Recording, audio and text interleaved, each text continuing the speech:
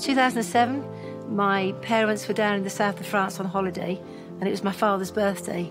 And as we sat down by the pool, my mum, who was a small, petite lady, sat by the swimming pool and she crossed her legs. And as she crossed her legs, just sort of behind her knee, I noticed a mark. She went to the doctors and they discovered that she had aggressive melanoma. While she was in hospital, there were obviously the nurses on the ward looking after her. But one evening, a nurse arrived at the hospital who didn't even work there full time. And that was the night that a lady called Attilia came into my mother's life, but more importantly, into all of our family's lives. But sadly, Mum didn't make it. And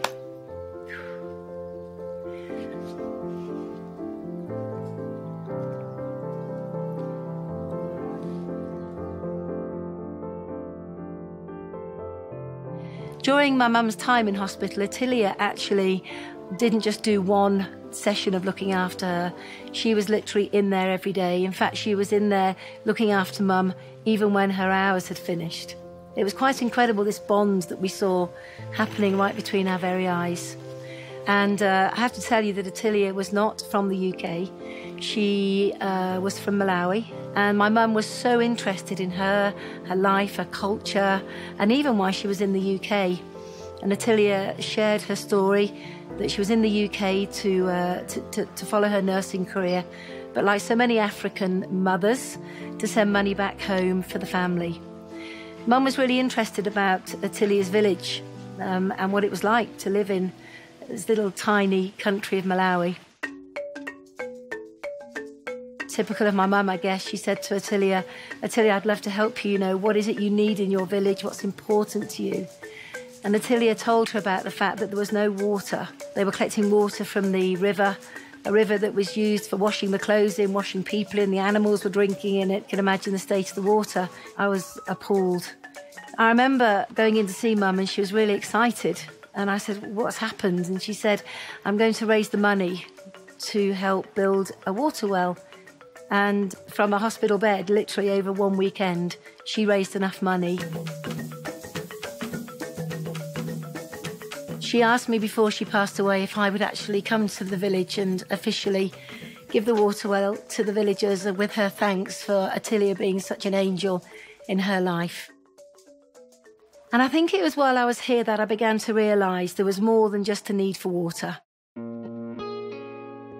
First thing that was very evident was that the women were struggling to have the maize ground. Now, maize is their staple diet. The women in the village were having to walk maybe 10, 15 kilometres to the nearest maize mill, which is a chore when you think they've got young families. A bag of maize on your head in the heat that you have down here is not a very exciting prospect. And so we discussed around the campfire one night the possibility of building a maize mill as well.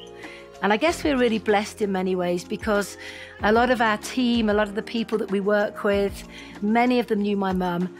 And we set about the task of raising the funds and also us giving the money to be able to start that project and indeed finish it.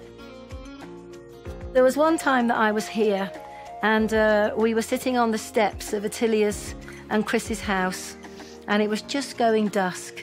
And the kids, whenever we come to the village, literally surround us. And I thought, I know what, I'll sing them nursery rhymes.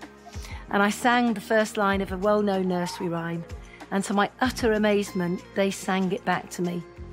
And as we began to sing together, I noticed a little tiny boy sitting a little bit further away from the main group, all on his own. He must have been about 2 years old. And I said to Attilia, what's the matter with him? Why isn't he joining in? And she said, oh, I think he's got malaria.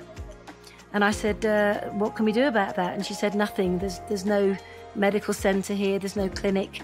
It's a long way to the main hospital, but we'll keep an eye on him. 2 days later, when I was due to go, John and I were packing up. John, my husband, was here with me as well. I asked after the small child, and Attilia looked at me in the eyes, and she just very quietly said, he didn't make it. I said, sorry? She said, he didn't make it, Jane. And on the plane on the way home, I remember saying to John, you know, we need to do something. We can't just stop with water and maize. We've got to do something else. And he said, what are you proposing? What do you think? And I said, I think we need to build a medical clinic. The week that we came over to open the clinic was a grand affair here. I mean, it went on for days. It was a good time. It was a time of gratitude. It was a time of love. It was a time of everybody feeling part of something greater than themselves.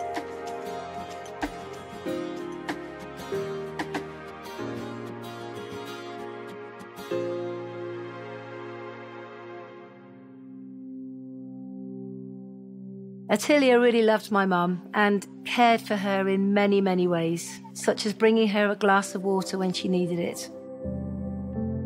And looking after my mum when she was sick was just priceless for us. And as a result of that bond, those two women, in what was a pretty sad time, but those two women coming together and my mum picking up on Attilia's wish and then acting upon that has not only changed one person's lives, but changed the whole face of the village here and many, many hundreds of lives. Compassion has always been really important to John and myself, and forever has allowed us to do that. I am so glad that we made the decision to build a forever business. It's been life-changing in so many ways, not just our lives, but the lives of hundreds and hundreds and hundreds of others. My name's Jane Lийч. John and I believe in changing lives, even through the smallest of acts, and we are forever.